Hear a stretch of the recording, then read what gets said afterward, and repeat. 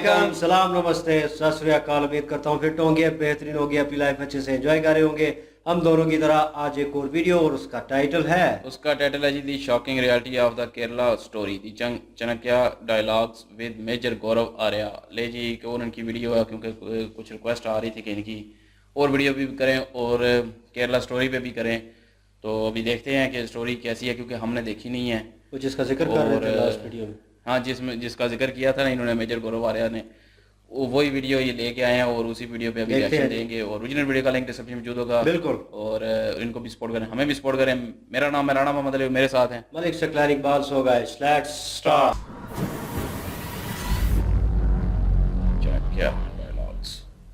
इस्लाम में कहीं ये गुंजाइश नहीं है कि कोई शिया हो या कोई सुन्नी हो या कोई कोई अहले हदीस हो या कोई अपने आप को देवबंदी बोले, बरेलवी बोले। को लग रहा था कि हमें शायद हिंदुज़म में वो सम्मान नहीं मिल रहा, because of a variety of factors. यहाँ पे कुछ भी काम करो, लेकिन अच्छी करेंसी में पैसा मिलता था, यहाँ पे आके खर्च करते थे बड़ी बड़ी कोठी गाड़ी। The next surprise that comes ना, it will not come from Kashmir, it will come from Kerala. आप मानिए।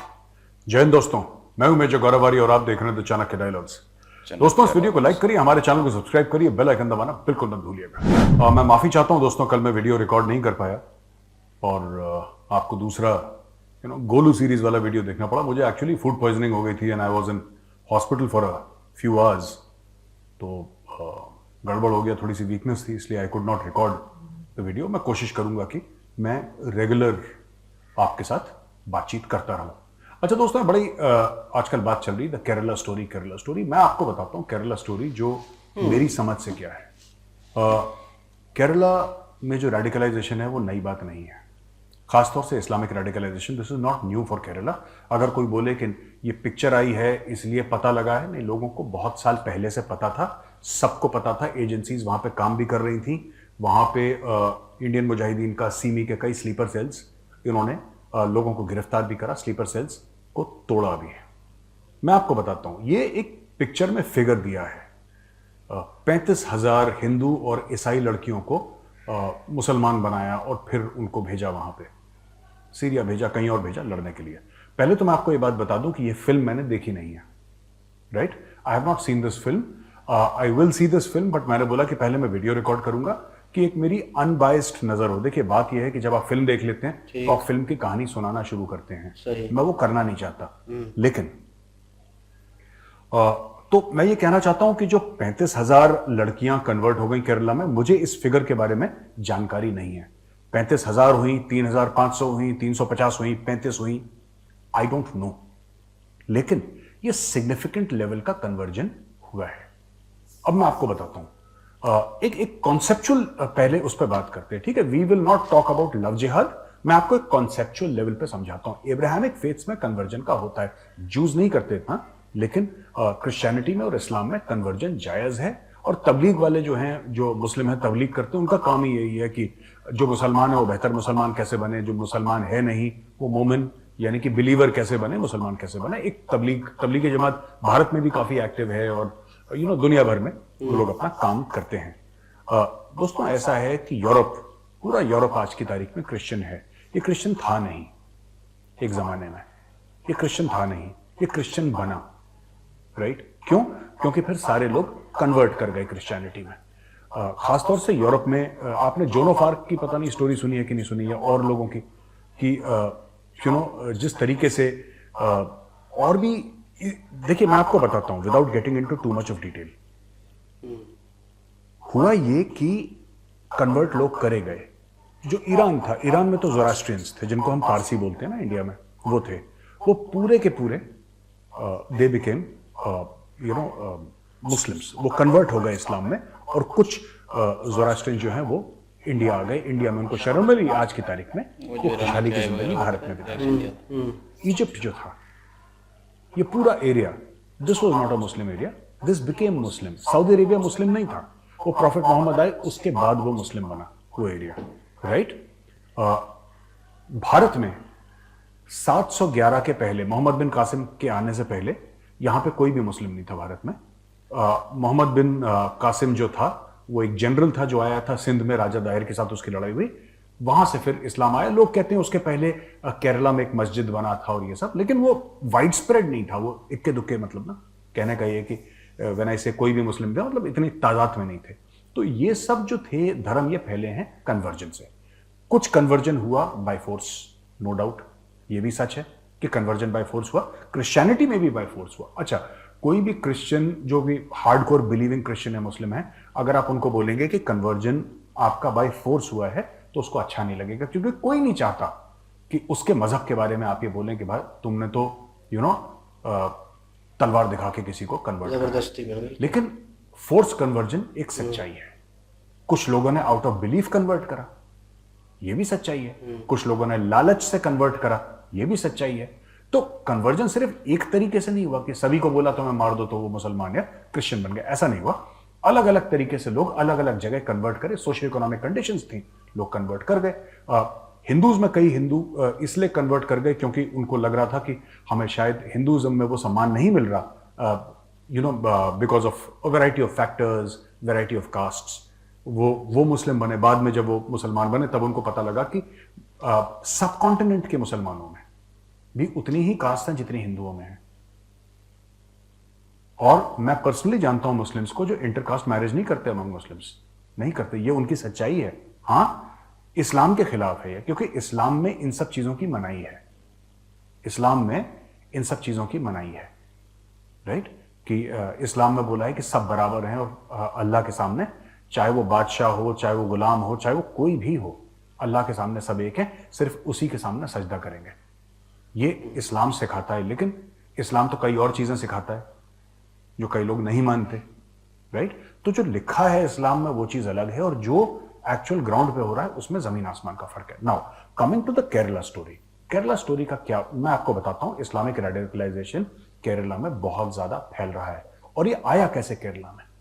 अब आप बोलेंगे साहब 100% लिटरेसी रेट थी यहाँ पे केरला में, और आज भी है, most well educated state in India.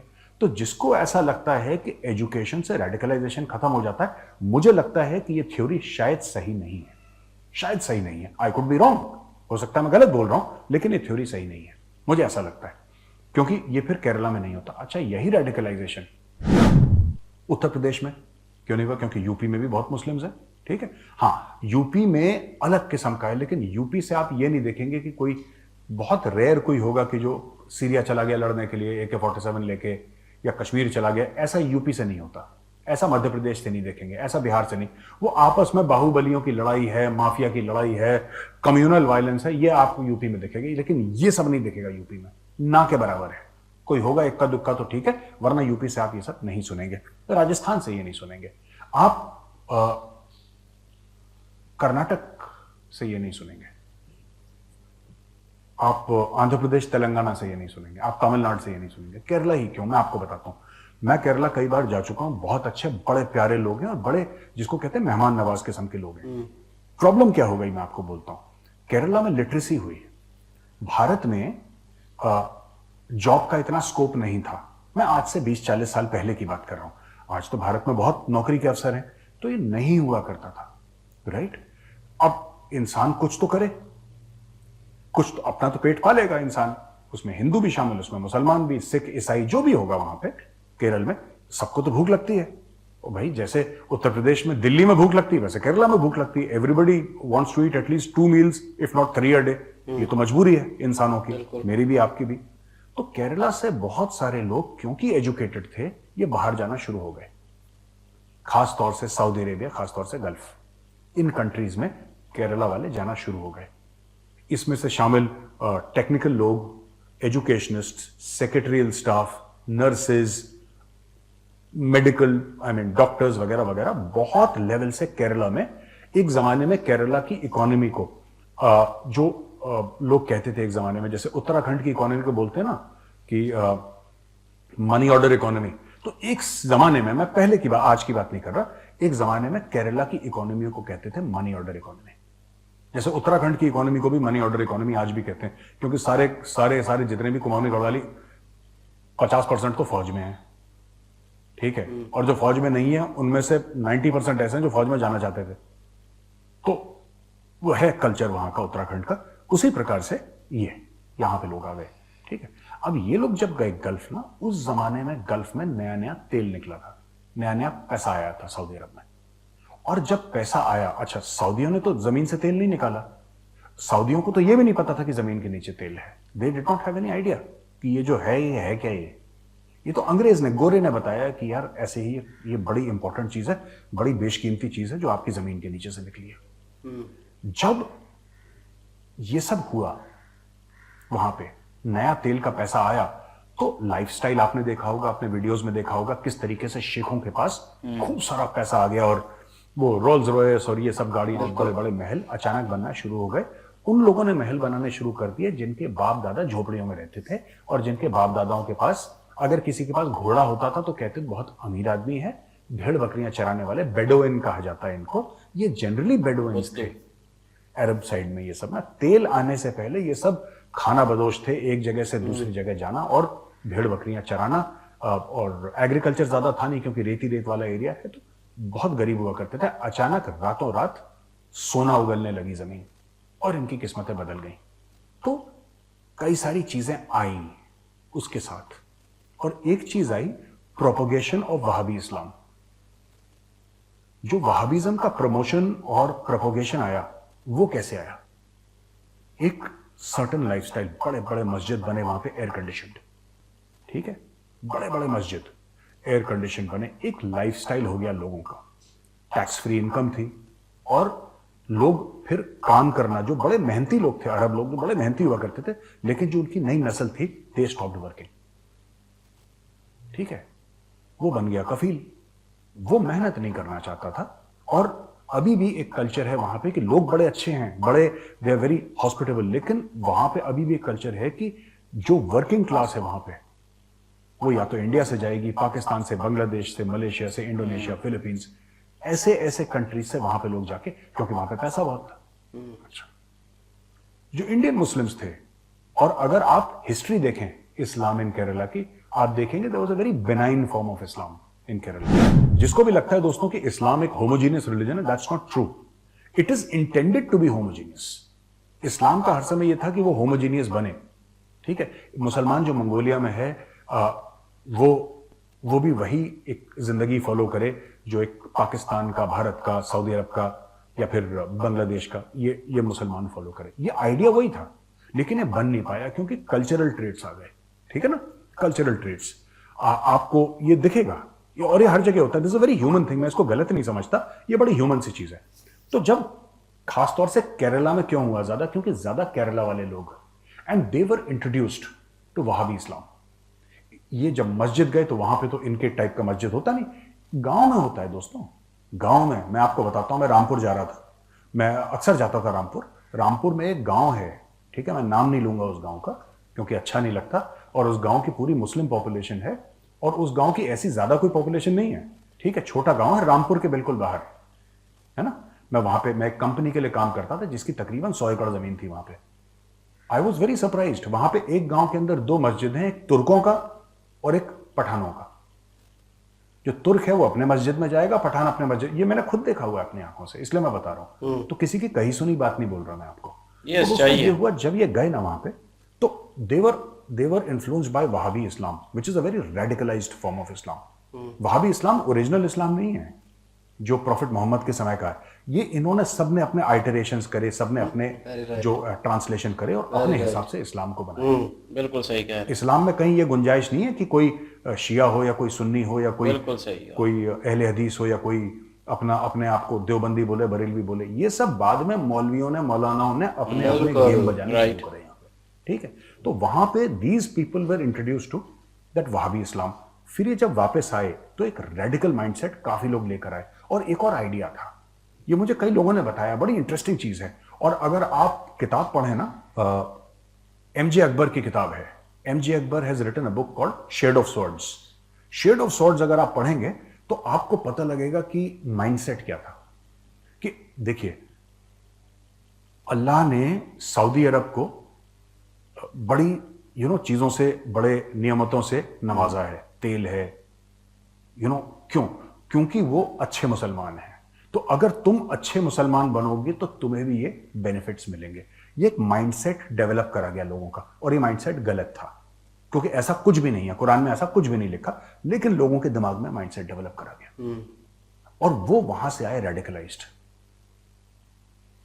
वो रेडिकलाइज्ड होकर वापस आए यहां पे, वही चीज लेकर आए। और एक जमाने में लोग आते थे, कोई यहां से आ रहा है, वहां से आ रहा है, टेलीविजन लेके, वॉशिंग मशीन लेके, कलर टेलीविजन ना, माइक्रोवेव। अब इंडिया में उस जमाने में तो था नहीं ये सब, ये सब तो 90s के बाद हुआ है भारत में। हमारे पास तो एक चैनल था दूरदर्शन, वो टू टू करके बजता था। यहाँ पे इंडिया में बड़ी बड़ी कोठियां बनने लगी केरला में, बिल्कुल, क्योंकि वहां पे जाते थे, चाहे वहां पे मजदूरी करता हो, वहां पे ड्राइवर लगाओ, यहाँ पे कुछ भी काम कराओ, लेकिन अच्छी करेंसी में पैसा मिलता था, यहाँ पे आके खर्च करते थे। बड़ी बड़ी कोठियां बना ली लोगों ने, गाड़ियां अपनी खरीद ली, बाइक्स खरीद ली, एक सर्टेन लाइफस्टाइल, ठीक है, बन गया। एक सर्टेन लाइफस्टाइल यहाँ पे डेवलप हो गया। और वो जो वहाबी कीड़ा था, जो वहाबी इन्फेक्शन था, which has nothing to do with Islam, ये उनका खुद अपना एक आइटरेशन इन्होंने निकाला हुआ है, वो पॉइजन भारत में आया। आप कभी भी देखिएगा, आप जरा पता लगाइए कितने मस्जिद और कितने ऐसी चीजें हैं, राइट, मदरसे, जो कि सऊदी की फंडिंग से। सऊदी को क्या मतलब है भारत में मस्जिद बनाने के लिए, आप बताइए, या कोई भी गल्फ कंट्री को क्या मतलब है? आप यहाँ पे अस्पताल बनाइए ना, अगर आपको इतना दिल आपका लगता है कि आपके मुसलमान भाई हैं, आप यहाँ पे बड़े बड़े कॉलेज बनाइए, यूनिवर्सिटीज बनाइए, पढ़ाइए। नहीं, हर समय जो वहां से पैसा आया, अब प्रिंस मोहम्मद बिन सलमान है ना, प्रिंस मोहम्मद बिन सलमान, उसने बंद कर दिया ये सब।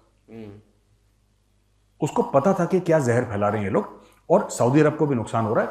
मोहम्मद बिन सलमान ने मना कर दिया और उसने बोला कि अगर मुल्क चलेगा तो कुरान से चलेगा, ये हदीस वदीस को मैं नहीं मानता। उसने हदीस को भी कोने में लगा दिया। आप जाके पढ़िए तो आपको पता लगेगा। तो ये हुआ है। अब केरला स्टोरी की क्या स्टोरी, देखिए कन्वर्जन हुए हैं। अब मैं आपको 2-3-4 एग्जाम्पल देता हूं मीडिया से, ठीक है, आप समझिएगा कि किस लेवल पे ये काम हो रहा है। तो दोस्तों, ये पहला जो आर्टिकल मैं आपको दिखाना चाहता हूं, ये दिखाना चाहता हूं, ये देखिए, this article is dated January 27, 2020 और ये इंडिया टुडे का आर्टिकल है। इंडिया टुडे का article, women used as sex objects in name of love jihad. ये नेशनल कमीशन ऑफ वुमेन है, रेखा शर्मा जी, उन्होंने बोला है कि, और उन्होंने ये बोला है इसमें कि आई कंडक्टेड अ डिटेल्ड, मैंने पूरी डिटेल इंक्वायरी करी है, फोर्सफुल कन्वर्जन यानी जबरन जो धर्म परिवर्तन होता है, और लव जिहाद के ऊपर, और वुमेन लिविंग द कंट्री। और ये कहती हैं कि दूसरे रिलीजन में शादी करना कोई प्रॉब्लम नहीं है, लेकिन जबरन शादी करना प्रॉब्लम है। इसमें जो दूसरी बात है कि हाँ, ये कहते हैं कि अगर हिंदू लड़की किसी मुस्लिम से शादी करे तो कोई प्रॉब्लम नहीं है, लेकिन जबरन नहीं होनी चाहिए। मेरा एक और सवाल है, अगर मुस्लिम लड़की हिंदू लड़के से शादी करे, या फिर ये भी मान लीजिए कि मुस्लिम लड़का ही है जो हिंदू लड़की से शादी करे, क्या उस लड़की या हिंदू लड़के को धर्म परिवर्तन करना जरूरी होगा कि नहीं होगा? राइट? क्या इस्लाम के तहत वो शादी जायज है कि नहीं है? ये एक बार हमें इस पे भी बात करनी चाहिए। मैं I am a pretty liberal sort of a guy, मैं ज्यादा इसमें बिलीव नहीं करता, लेकिन जो सच है वो सच बोलना पड़ेगा। ये आर्टिकल है, ये आप देखिए स्क्रीन पे। दोबारा एडिटर साहब से रिक्वेस्ट करूंगा कि इस आर्टिकल को दोबारा एक बार स्क्रीन पे दिखाएं। दूसरा आर्टिकल ये है कि ये है कैथोलिक बिशप इन केरला, इनका नाम है जोसेफ कैलारंगट। ये बिशप ऑफ पलाई हैं ये, राइट? और ये इंडियन एक्सप्रेस का आर्टिकल है, और ये आर्टिकल है सितंबर 9, 2021 का, और इसमें कहते हैं young Christians being targeted through love and narcotics जिहाद। ये केरला के बड़े बिशप बोल रहे हैं, क्रिश्चियन बिशप, कि भाई हमारी लड़कियों को भी ऐसे करा जा रहा है। तीसरा, ये मैं आपको दिखाता हूं, ये आर्टिकल है अप्रैल 21 का 2022 का, ठीक है, अप्रैल 21, 2022 का। Love jihad campaigns by religious heads trigger concerns in Kerala. Kerala is witnessing increasing instances of section of the Christian community, including bishops, unleashing the love jihad campaign, not just over instances of interfaith marriages, but by women in the community, but even over women missing. ये कह रहे हैं कि कुछ मात्रा में जो women हैं वो missing हैं, वो गायब हो चुकी हैं।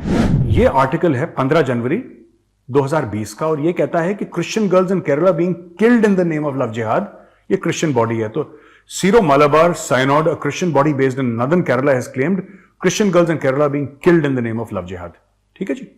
ये मैं आपको मेन स्ट्रीम मीडिया, जो आपका सो कॉल्ड लिबरल मीडिया है, जो जिसको सब लोग पढ़ते हैं, जिसकी so called quote unquote credibility है, मैं उस मीडिया को कोट कर रहा हूं, ठीक है ना। कहीं मैं आपको और किसी और मीडिया हाउस का लूं और आप बोलें कि नहीं साहब ये तो है ही गड़बड़ लोग, है ना, कुछ भी आपकी राय हो सकती है। अब ये देखिए, 66 नोन इंडियन ओरिजिन फाइटर्स, ठीक है जी।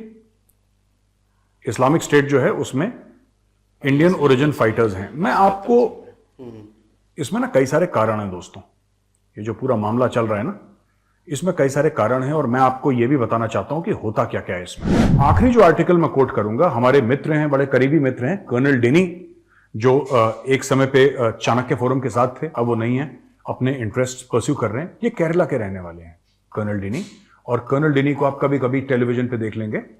He is a very popular defence analyst, और कर्नल डेनी क्योंकि केरल के हैं तो इसमें वो अपनी, एक दिन उनका कॉल आया मेरे पास कि मैं इसके बारे में चाणक्य फोरम पे लिखना चाहता हूं, और मैं बड़ा परेशान हूं इस चीज को लेके, और मेरे होम स्टेट में ऐसा हो रहा है। तो मैंने बोला कि आपके पास कर्नल डेनी प्रूफ क्या है, आपके पास सबूत क्या है कि ऐसा आपके पास हो रहा है, क्योंकि आप चाणक्य फोरम में लिखेंगे 10 लोग पूछेंगे कि आपके पास सबूत क्या है। तो कह रहे हैं, उन्होंने मुझसे बोला कि सर मैं आपको सबूत के साथ लिख के दूंगा ये आर्टिकल, और मैं आपको एक और चीज बताता हूं कि मैं केरलाइट हूं, मैं बीच में रहता हूं, तो मैं ऑब्जर्व करता हूं मेरे माहौल में क्या चल रहा है, लेकिन फिर भी अगर आपको प्रूफ चाहिए तो मैं प्रूफ के साथ लिखूंगा। बड़ा लंबा उन्होंने आर्टिकल लिखा, और मैं एडिटर साहब से ये रिक्वेस्ट करूंगा कि इस आर्टिकल का ना जो लिंक है वो जरा डालें। जिनको ये आर्टिकल देखना है, पढ़ना है, वो जरूर पढ़ें, क्योंकि हम द केरला स्टोरी की बात कर रहे हैं। इसमें कर्नल डेनी क्या कहते हैं, ठीक है। कर्नल डेनी ने कई बातें करी हैं दोस्तों इसमें। No area is infested with terrorism overnight, कोई भी इलाके में आतंकवाद अचानक रातों रात नहीं होता, ठीक है। जम्मू कश्मीर में भी ऐसा नहीं हुआ था। फिर ये कहते हैं कि केरल में उस लेवल तक नहीं पहुंचे जितना कश्मीर 1989 में था, लेकिन अगर आप केरल को ध्यान से देखें तो आपको पता चल जाएगा कि किस रास्ते मेरा प्रदेश चल चुका है। ये कर्नल डेनी कहते हैं, राइट। ये कहते हैं कि, और ये 2 साल पहले का आर्टिकल है कर्नल डेनी का, कि 142 अरेस्ट टेररिज्म के लिए हो चुके हैं केरला में, और 100 से ज्यादा टेररिज्म के केसेस हो चुके हैं, जिसमें स्मॉल स्केल एक्सप्लोजन जो हुए हैं और इंप्रोवाइज्ड एक्सप्लोसिव डिवाइसेस हुई हैं। ये कह रहे हैं 2007 में शार्प शूटिंग की ट्रेनिंग के लिए मेकिंग ऑफ पेट्रोल बॉम्ब्स, ये वागामोन, ये कोट्टयम इडुक्की बॉर्डर के पास हुआ था, जिसमें कि 18 मेंबर सिमी के शामिल थे। 2008 में अल्ताफ अहमद, हिजबुल मुजाहिदीन का आतंकवादी कश्मीर का, ये कुमिली इडुक्की केरला से अरेस्ट हो गया। इसको अरेस्ट करा केरला पुलिस ने। इसने केरला से पासपोर्ट के लिए अप्लाई करा था कि बाहर भाग जाइए। एक और सस्पेक्टेड टेररिस्ट को अरेस्ट करा गया for recruitment of Kerala youth into Jammu and Kashmir terror groups. So 2 religiously converted youth थे जो लाइन ऑफ कंट्रोल पे मारे गए वाइल कैरिंग आउट इन्फिल्ट्रेशन। तो आप समझ लीजिए कि इन्फिल्ट्रेट कर रहे थे भारत में, और लाइन ऑफ कंट्रोल जाहिर सी बात है जम्मू एंड कश्मीर। तो केरला के यूथ पहुंचे पाकिस्तान, वहां पे इनको ट्रेनिंग मिली और ये वापस इन्फिल्ट्रेट कर रहे थे। इनको 2007 में according to Colonel Danny's report इनको मारा गया। Professor T J. Joseph from Newman College Thodupuzha, इनको 4 जुलाई 2010 को अटैक करा गया और इनके दोनों हाथ काट दिए गए पॉपुलर फ्रंट ऑफ इंडिया से। ये तो खैर ठीक है, ये एक क्रिमिनल एक्टिविटी है। और इसमें in 2011 there were reports of coordination meeting between SIMI and the Maoist. ये माओइस्ट के साथ भी मिल रहे हैं।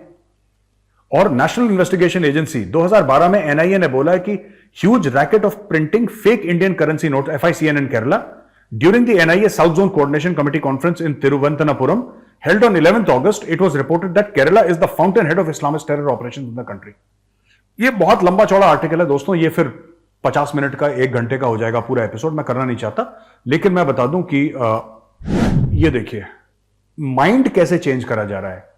2017 में a street in thirty ward of Kasaragod, एक कोई वार्ड होगा, इसका नाम गाजा कर दिया, इसका नाम ही गाजा कर दिया। ये पैन इस्लामिज्म की बात कर रहे हैं कि फिलिस्तीनी भी हमारे भाई हैं, सब हमारे भाई हैं, दुनिया भर में जो भी हमारा भाई है, जो भी मुस्लिम है, इनका नाम इन्होंने गाजा कर दिया.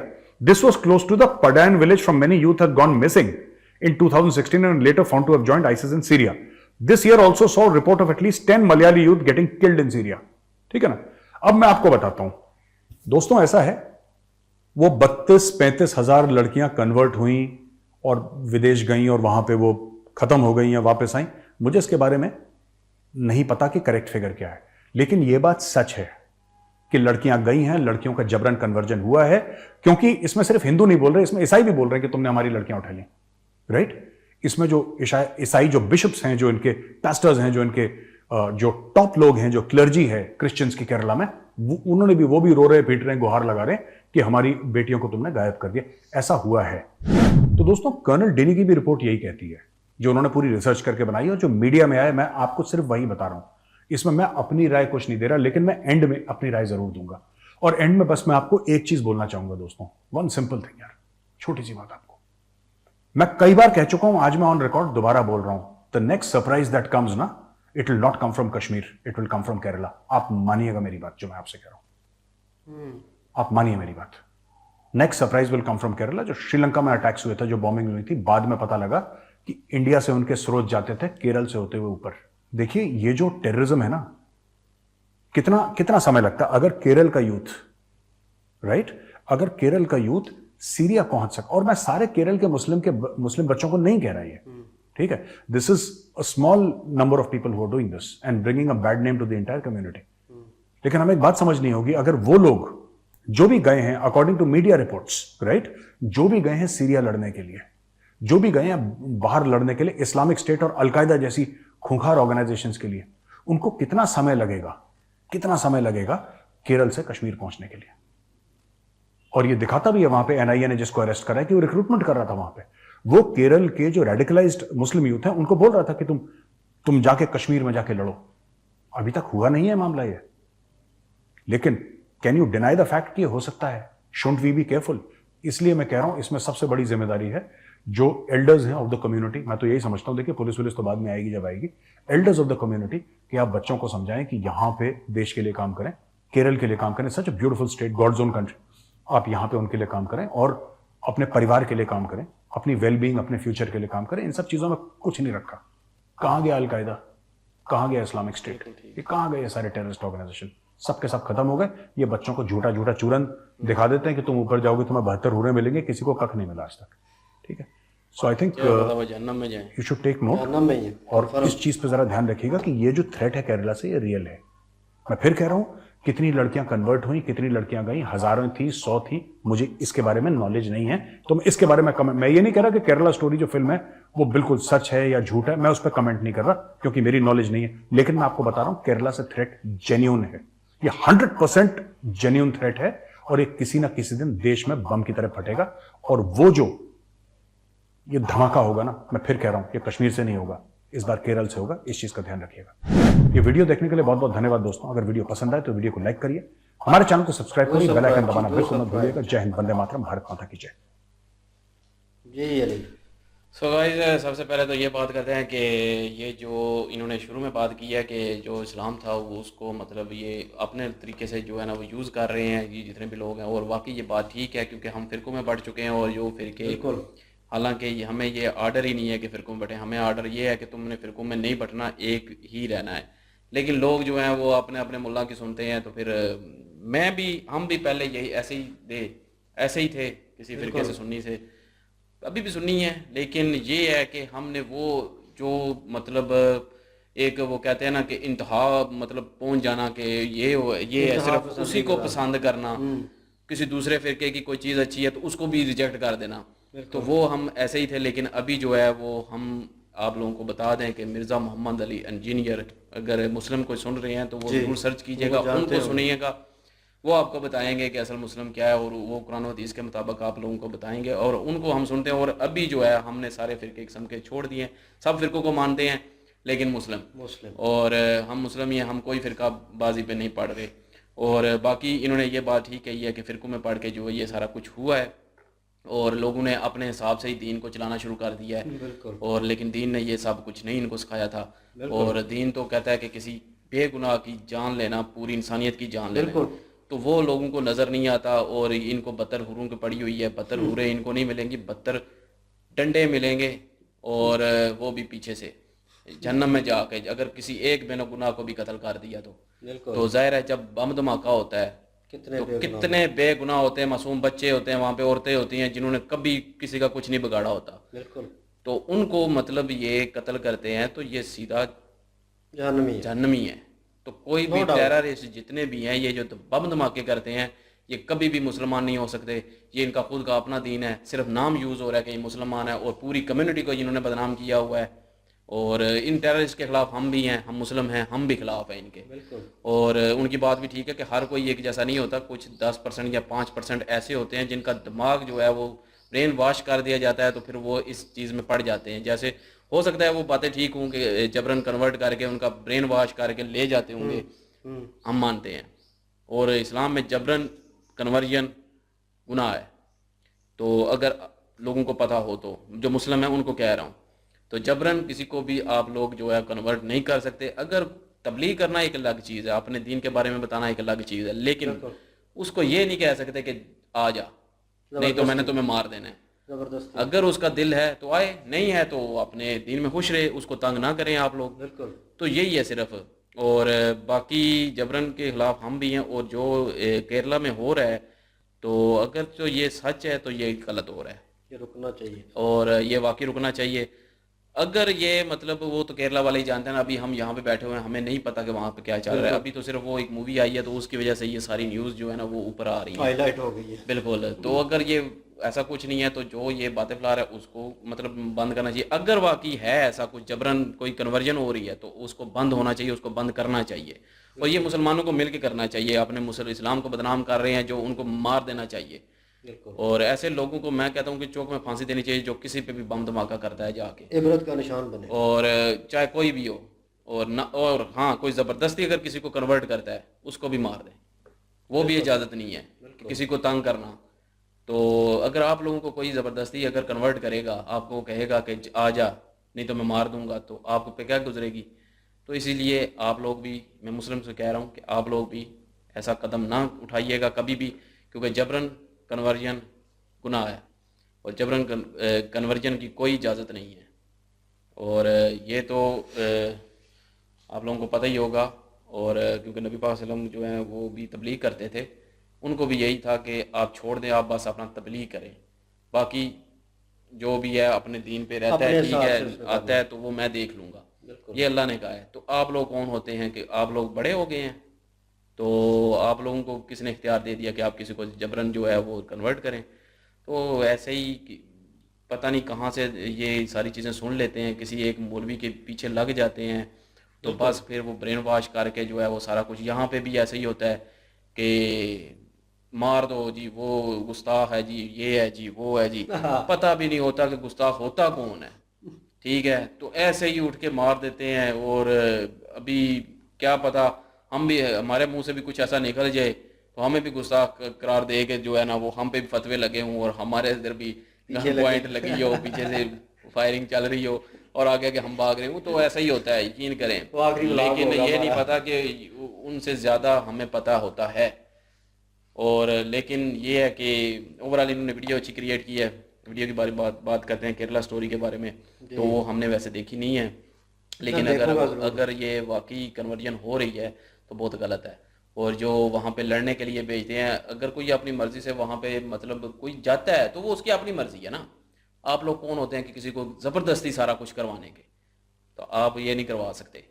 तो बाकी ओवरऑल वीडियो अच्छी थी, इन्होंने क्रिएट की है, कुछ बातें इन्होंने काफ़ी अच्छी बातें कही हैं। और एक कुरान और हदीस से हट के जो भी बातें करता है ना, जो भी मुसलमान, वो खुद से ही गढ़ रहा होता है। बिल्कुल। तो कुरान और हदीस के साथ ही चलना चाहिए, मुस्लिम को कह रहा हूँ, और उसी पे अमल करना चाहिए। बाकी वीडियो उन्होंने क्रिएट की है, बहुत लंबी वीडियो, और हम यही कहेंगे कि वीडियो अच्छी बनाई है इन्होंने, अच्छे टॉपिक पे बनाई है इन्होंने। और एक जो एक इशू चल रहा है उस पर इन्होंने अपनी आवाज़ उठाई है, अपना एक सच बताया। हालांकि उन्होंने भी हमारी तरह कोई वीडियो नहीं देखी हुई, उन्होंने भी जो पहले उनको पता था, जितनी मालूमात थी उसके हिसाब से उन्होंने वीडियो क्रिएट की है। तो ये बहुत अच्छी बात है। और हमें भी जितना पता था हम भी उस हिसाब से बात कर रहे हैं। अगर ये हो रहा है तो वाकई गलत हो रहा है, हमारा तो यही कहना है कि गलत हो रहा है। वीडियो ज़बरदस्ती, नो डाउट, तो इन्होंने इन्फॉर्मेशन अच्छी कलेक्ट की और हमेशा इनके बोलने का अंदाज़ा अच्छा होता है, क्योंकि आप तक बात पहुंचाना अगले बंदे तक, तो वो भी एक प्रॉपर वे में।